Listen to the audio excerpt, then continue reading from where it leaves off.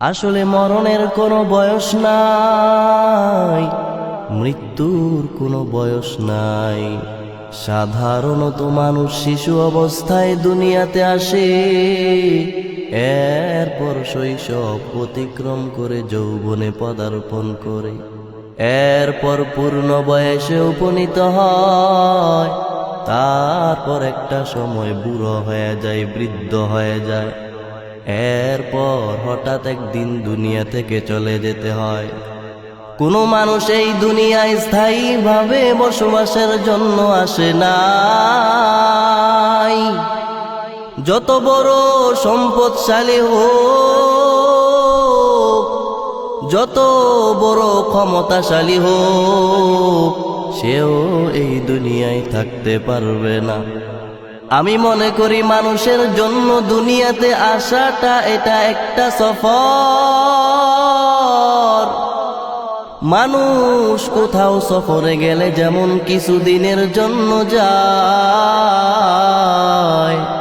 সফর শেষ করে আবার নিজ বাড়িতে ফিরে আসে।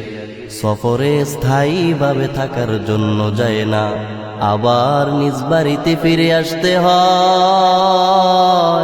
ঠিক তেমনি ভাবে দুনিয়ার এই জীবনটাও একটা সফরের মতো। সফর শেষ করে আবার আল্লাহর ডাকে সাড়া দিয়ে দুনিয়া থেকে চলে যেতে হবে।